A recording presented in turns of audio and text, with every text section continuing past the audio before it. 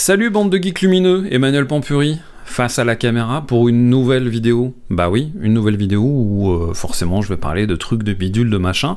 Pour ceux qui connaissent pas la chaîne, c'est le grand moment tant attendu de vous abonner, de mettre la cloche et tout ça, de mettre un pouce bien entendu en l'air. Les pouces en bas vous pouvez aussi, mais vous n'êtes pas obligés, hein, c'est pas grave, hein, franchement voilà. Donc nouveau décor en chantier, hein, j'ai pas eu le temps encore, voilà, normalement il va y avoir des choses derrière là. J'ai bougé, je suis dans un nouvel endroit, tout ça c'est cool. Et avant de vous parler de ce nouveau bidule, je vais lancer tout de suite le générique.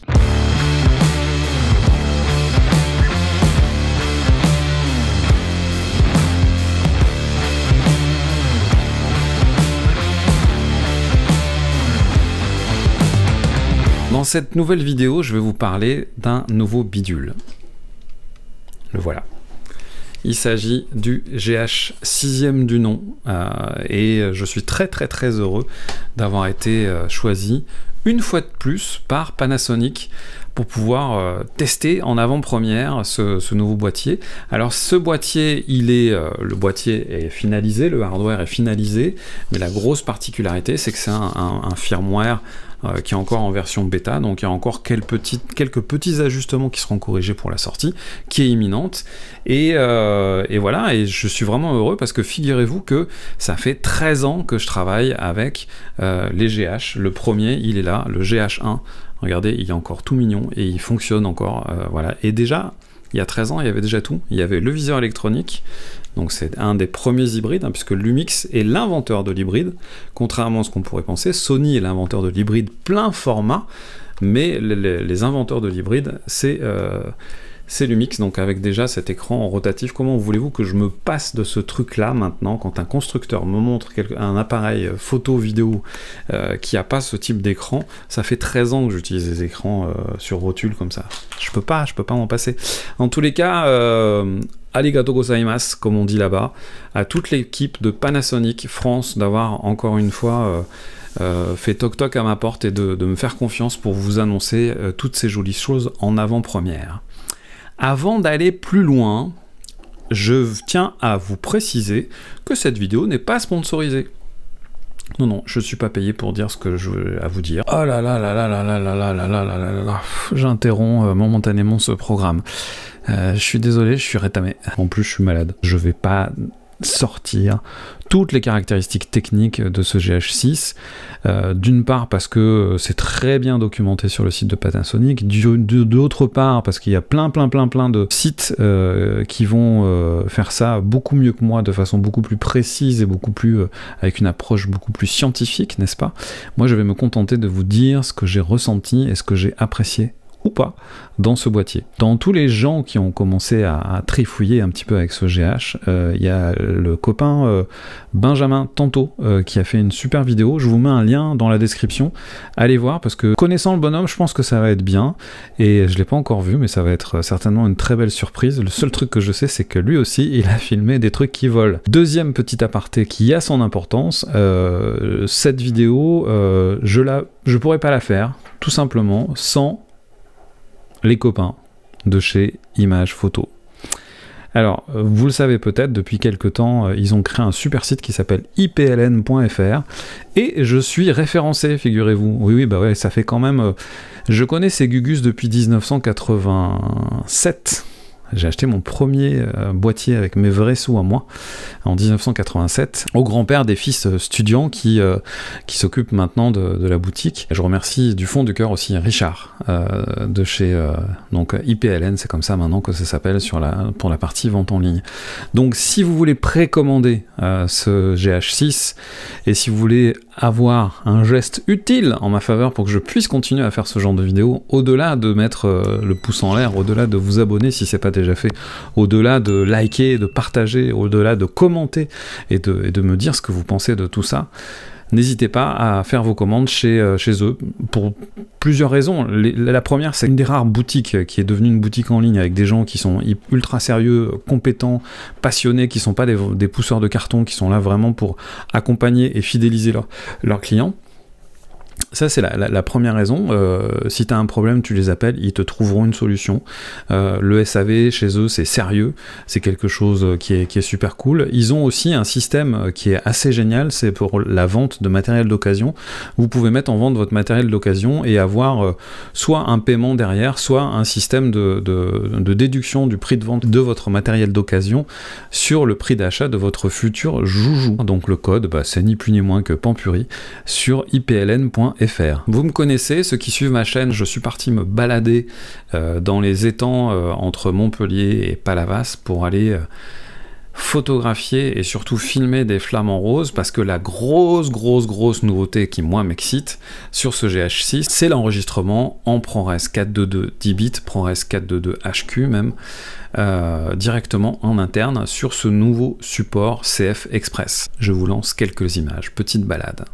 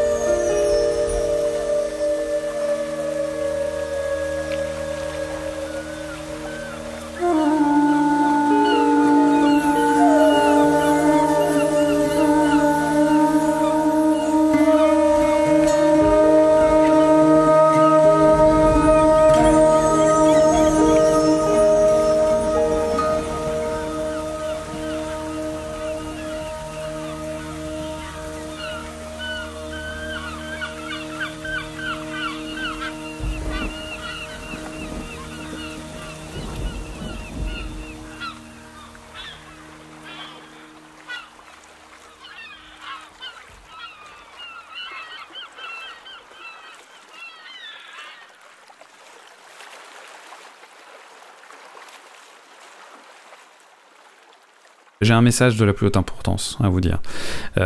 Pour cette vidéo-là, j'ai voulu expérimenter et faire des choses en HDR. C'est pas la première fois que je fais des vidéos en HDR sur ma chaîne YouTube, mais avec les outils que j'ai, il y a des petits bugs pour l'instant qui sont un petit peu compliqués. C'est-à-dire que la plupart des plugins que j'utilise pour faire les titrages, notamment, ne sont pas compatibles avec le HDR. Donc c'est un bordel dans Final Cut. Il y a des moyens de contourner ça, mais ça a tellement alourdi mon process que la version que vous venez de voir de ces images n'a pas été traitée en HDR, mais en SDR.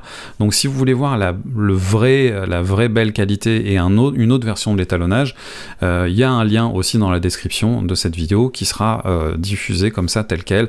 Elle sera aussi disponible sur mon Vimeo si vous voulez la télécharger, le ProRes 422 HQ en version log à étalonner chez vous pour faire vos petits tests. Voilà. Je sais pas ce que vous avez pensé de ces images. Pour rappel, donc ça a été tourné en 5,7K, 25 images par seconde en 422 10 bits en ProRes HQ sur cette petite carte.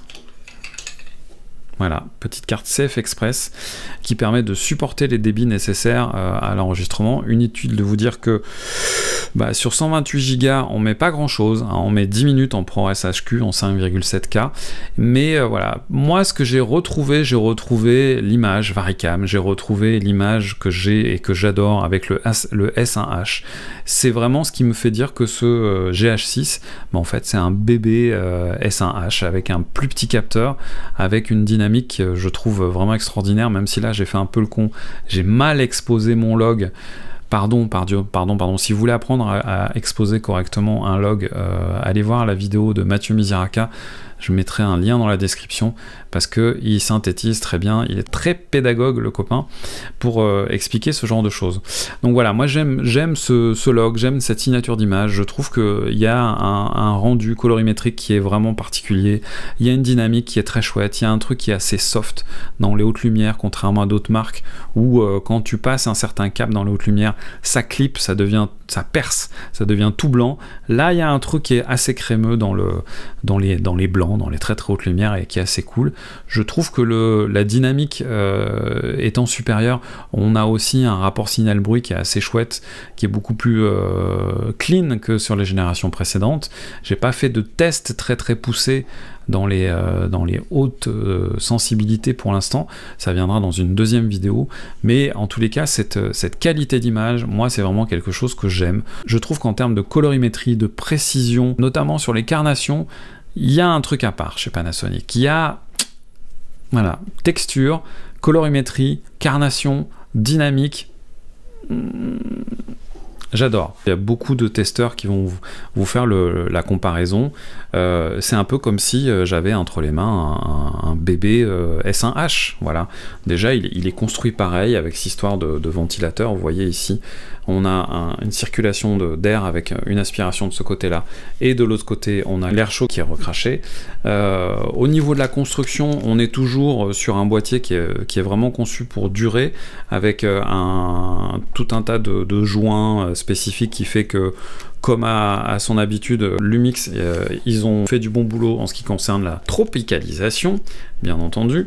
Mais donc oui, ce que je disais, c'est qu'il y a beaucoup de points communs avec le S1H. Donc voilà, S1H,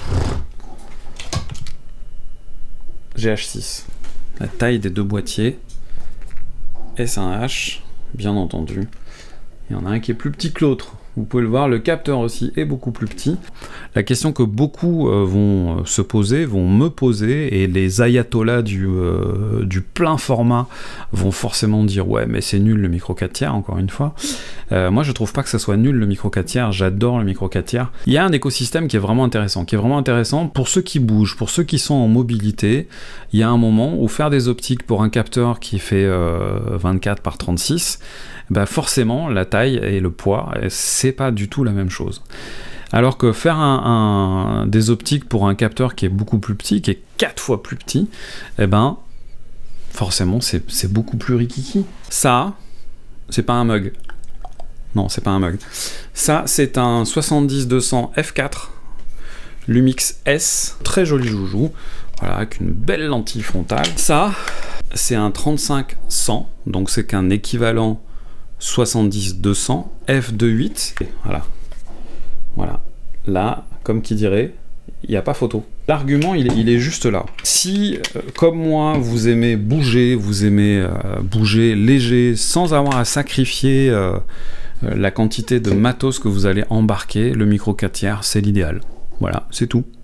Alors oui, en effet, c'est plus compliqué d'aller faire des effets de bokeh ultra crémeux avec le micro 4 tiers, quoique avec des optiques qui ouvrent très très fort, ben il y a quand même moyen de moyenner.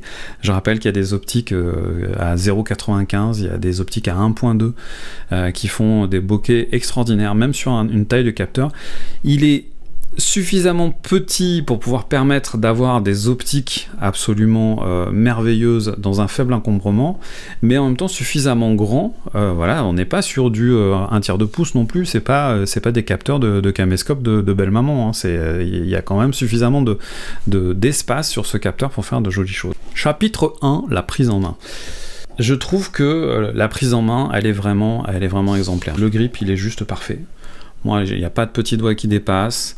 Il y a tout qui tombe très très bien. Il n'y a qu'un seul truc que je trouve absolument nul, c'est le positionnement du bouton d'enregistrement ici. Comme sur le S1H, il y a un petit bouton enregistrement ici, là, sur l'épaule gauche. Je trouve ça en bas, je trouve ça plutôt pratique, c'est plutôt malin. Par contre, ici, je suis désolé, mais pour aller appuyer sur le bouton REC ici, il faut se contorsionner. Dans les petites nouveautés qui vont bien, qui ont été inventées et mises sur ce GH6, on récupère le truc génial qu'il y a sur le S1H, c'est-à-dire que l'écran, en plus d'être rotatif comme ça dans tous les sens, il est aussi sur une charnière lui-même, ce qui fait qu'on va pouvoir le décoller suffisamment comme ça. Et ça sert à quoi? Ça sert que, tout simplement, une fois qu'on a branché ici un câble HDMI, je peux quand même tourner mon écran. Petite bidouillerie que je trouve plutôt maline. Dans les petits trucs aussi que je trouve pas terrible, c'est ce système de gestion ici de la dioptrie. On a vu mieux, hein. Il y a d'autres caméras par exemple où il y a un système qui permet de bloquer la dioptrie. Ici c'est pas le cas. Alors qu'est-ce qu'il y a qui a bougé par rapport à l'ancienne génération? Bah oui, le boîtier est déjà un tantinet plus gros, il est surtout plus épais. Et le truc qui m'éclate vraiment sur ces boîtiers, c'est l'ergonomie. Les générations précédentes, notamment sur le GH5, le grip, je l'ai toujours trouvé assez génial. Il est un peu moins rond, il est un petit peu plus anguleux, mais il y a tout ce qu'il faut au niveau du bosselage, au niveau ici, là, c'est creusé juste comme il faut. Il y a deux petits boutons qui sont arrivés ici à l'intérieur du grip contre l'objectif qui sont bien entendu programmables. Comme sur la précédente génération, il y a la possibilité, la prise synchro flash, vous allez pouvoir aussi mettre un petit câble qui va vous permettre d'enregistrer le timecode. Ils ont gardé l'excellente idée qui était déjà sur les GH5 d'avoir mis la prise micro au-dessus du truc de rotation de l'écran, donc ce qui permet qu'une fois qu'on a branché un micro ici, on peut quand même tourner sans avoir à user de ce système de pivotement ici, voilà. Donc ce qui est cool sur ce type d'orientation d'écran, comme je l'ai déjà dit sur le S1H par exemple, c'est qu'on a le meilleur des deux mondes, c'est-à-dire que les gens qui ne supportent pas d'avoir leur écran qui n'est pas dans l'axe de l'optique, ils seront quand même contents parce qu'il y a une petite orientation qui permet de viser comme ça. Les gens qui par contre ont envie d'avoir un écran de tous les côtés pour pouvoir éventuellement même faire du vlog et du face cam, c'est possible aussi. Revenons sur la qualité d'image. La qualité d'image, qu'est-ce qui m'a plu? Ce côté ultra classe, il n'y a pas d'autre mot, qu'a le Vlog. Voilà, la grosse différence aussi par rapport aux générations précédentes, c'est qu'on a un capteur qui a suffisamment de dynamique.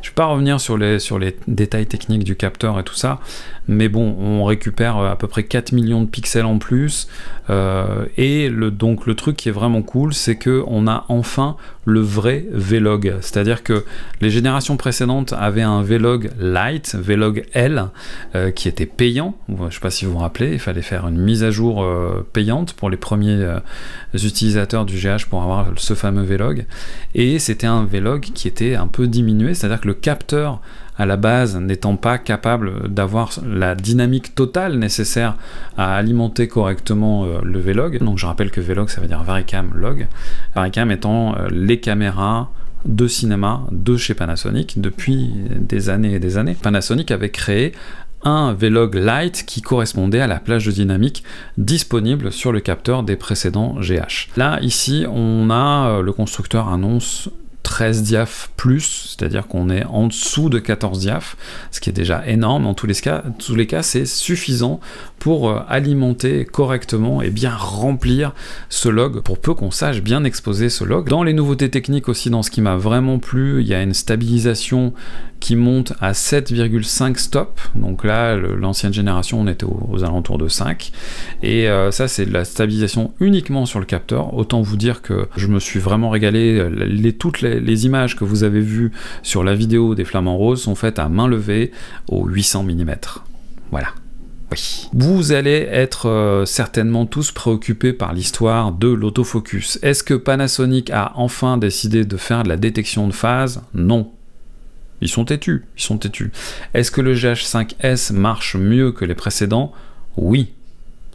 Est-ce que c'est aussi bon que les ténors du genre, j'ai nommé Canon R5, R6, R3, Sony Alpha 7S, 3, Alpha 7, Alpha 1 et ainsi de suite? Non. C'est clairement pas aussi précis, en tous les cas en vidéo. Alors, ça va beaucoup plus vite, ça marche beaucoup mieux, mais, il y a un mais, en basse lumière, pour l'instant, il y a encore, voilà, la problématique de la détection de contraste, c'est pas une mauvaise technologie. D'une, il faut savoir l'utiliser, c'est-à-dire c'est une utilisation qui est différente que la plupart des autres systèmes d'autofocus, mais voilà, la détection se fait très bien, et j'ai trouvé ça très juste, le suivi est très fluide, il n'y a pas trop d'effet de pompage. Enfin voilà, moi je suis plutôt content de comment ça marche, en tous les cas, cet autofocus. Je vais refaire une vidéo un petit peu plus détaillée pour vous aller un peu plus en précision dans les méandres des réglages, pour aller voir vraiment qu'est-ce qu'on peut faire avec ce type d'autofocus. Dans les autres trucs qui m'ont vraiment plu, que j'ai pas encore pu tester, donc ça sera dans la deuxième vidéo que je vais faire bientôt, hein. Toutes les images que vous avez vues ont été tournées en ProRes HQ 5,7K à 25 images par seconde, donc c'est du 422 10 bits en enregistrement interne sur cette fameuse carte CF Express. Voilà, ici j'ai une 128 Go.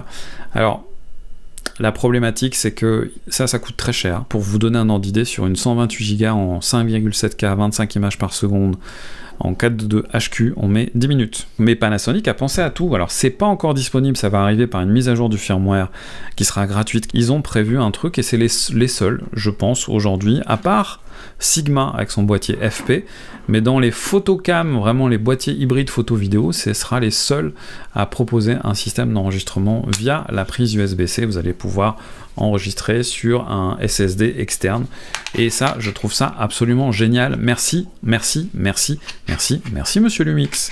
Et alors, l'autre truc dont j'ai pas parlé, que je trouve aussi assez génial, c'est le premier boîtier hybride qui enregistre 4 pistes son. J'utilise donc le petit préampli qui va se clipser sur la prise accessoire, sur la prise porte flash, va vous permettre d'enregistrer donc avec deux prises XLR. Vous allez pouvoir brancher 2 micros par exemple, et en mini jack, le petit mini jack stéréo va vous permettre de brancher encore 2 prises supplémentaires. Panasonic a vraiment mis le paquet au niveau de l'enregistrement audio. On est sur un vrai enregistrement en interne, 48 kHz, 24 bits. On peut aller via le module XLR jusqu'en 96 kHz, 24 bits, sur 4 canaux, donc avec cet accessoire, le DMW XLR1.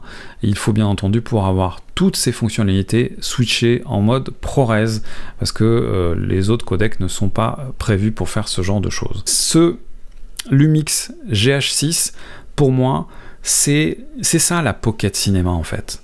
C'est l'hybride dans toute sa splendeur, un truc qui est compact, un truc qui est une ergonomie qui est super cool, que tu peux utiliser sans brancher aucun accessoire dessus. Je trouve ça absolument génial. Donc voilà, cette vidéo approche de sa fin.